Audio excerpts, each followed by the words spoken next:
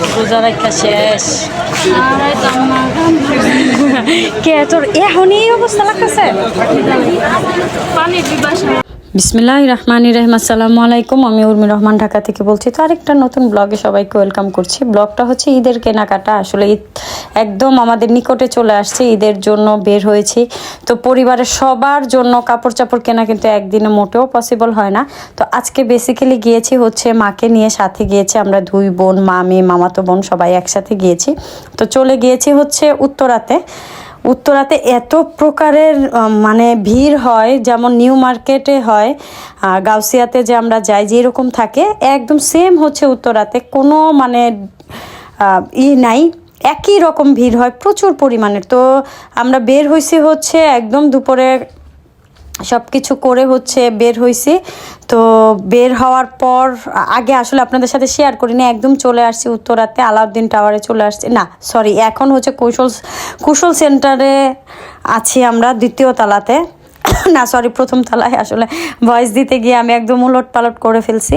তো আমার মা তো ভীষণ খুঁতখুঁতে একজন মানুষ। আমার মা হচ্ছে অনেক কিন্তু দেখে শুনে সে কাপড় কেনে, আর তার কাপড়ের সাথে ম্যাচিং অন্য মানুষের কাপড় খুব কম হয়। মা এত পরিমাণের মানে খুঁতখুঁতে যে তাকে নিয়ে ঘুরতে ঘুরতে দেখেন আমাদের মাথা একদম ঘুরে গেছে। তো মার্কেটের ভিতরে ঢোকার পরে একটু গেটের সামনে কিন্তু এসির যে বাতাসটা থাকে সবাই হচ্ছে মাথার মধ্যে দিচ্ছিলাম।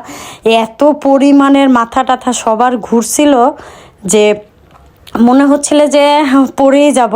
তো ওই সময় থেকেই আমি আর আমার মামাতো বোন বলতেছি আমার মনে হয় না এই রোজার মধ্যে আমাদের আর বের হওয়া হবে, মানে বের হব না আর কি। ঈদ আসুক না, যা মন চায় তাই আসুক, ঈদের জন্য আর মনে হয় না কেনাকাটা করতে পারবো। এত মানে বাজে একটা ফিল হচ্ছিল। তো আমার কেনাকাটা তো করতেই পারি নাই। তো সামনে হচ্ছে বাচ্চাদের ড্রেসের দোকান পড়লো, তো ওইখানে চলে গেলাম। পাশের দোকান থেকে হচ্ছে আমার দেবর আমাকে ডাকতেছে যে উর্মি শুনে যাও। তো হঠাৎ আসলে এই ডাকটা শুনে আমার মানে কেমন যেন একটা ফিল হচ্ছিল যে এখানে তো আমাকে চেনার মতো কেউ নাই। এখন দেখি আমার দেবরও শপিং করতে আসছে, তো ওর সাথে একটু কথাবার্তা বললাম। এই যে আমার মামাতো বোনের অবস্থা খুবই খারাপ। দেন হচ্ছে চলে আসছি কসমেটিক্সের দোকানে। তো যা যা কসমেটিক্স আমাদের দরকার টুকিটাকি আসলে হেয়ার ব্যান্ড ট্যান্ড যা লাগে তো নিচ্ছিলাম। আর ব্যাগের কালেকশন ছিল খুবই জোস ছিল। তো ওই দিন আর ব্যাগ টেক নেই নাই। এই যে আমার মার মনটা খুশি হয়ে গেছে, কারণ তার কেনাকাটা কিন্তু একদম শেষ। তো আমি কি কি দিয়েছি আমার মাকে নেক্সট ভিডিওতে আপনাদের সাথে শেয়ার করব। এই যে সবাই হাসতেছি যে আমার মার যখন আসলে মনের মতো কিছু হয় সবার মারই, তখন কিন্তু বেশ খুশি হয়। আর আমার মামি হচ্ছে আমার মাকে অনেক সাপোর্ট করে।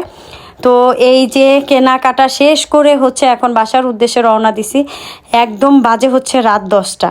ওইখান থেকে গিয়েছিলাম জমজমে। তো রাত 10টা বাজে, আমি জানি না আপনাদের ভাইয়া আমাকে বাসায় আসলে কি করবে, কারণ হুজরাতকে রেখে গেছি, ভয়ে ভয়ে হচ্ছে বাসার দিকে রওনা দিচ্ছি। তো আজকে হচ্ছে ব্লগটা এই পর্যন্ত। যারা এই পর্যন্ত আমার ব্লগের সাথে ছিলেন সবাইকে জানাই অসংখ্য ধন্যবাদ। আর যারা থাকেননি বা দেখেননি অবশ্যই আমার চ্যানেলটা ঘুরে আসতে পারেন। ঘুরে আসলে অবশ্যই কোনো না কোনো কিছু পছন্দ হয়ে যাবে, তখন হচ্ছে সাবস্ক্রাইব করে দিবেন। তো এই যে বাসায় চলে আসছি, আর আসার পর হচ্ছে আসলে ভিডিওটা আমি কন্টিনিউ মোটেও করতে পারি নাই, কারণ ইফতারির পর আমরা একেবারে শেষ। এর মধ্যে এখন বাজে রাত্রের 10টা, বাসায় যেতে যেতে একদম 10:30। তো দুপুর থেকে রাতের 10:30টার মধ্যে যে টুকিটাকি ফুটেজ নিয়েছিলাম সেগুলোই শেয়ার করলাম। আল্লাহ হাফেজ।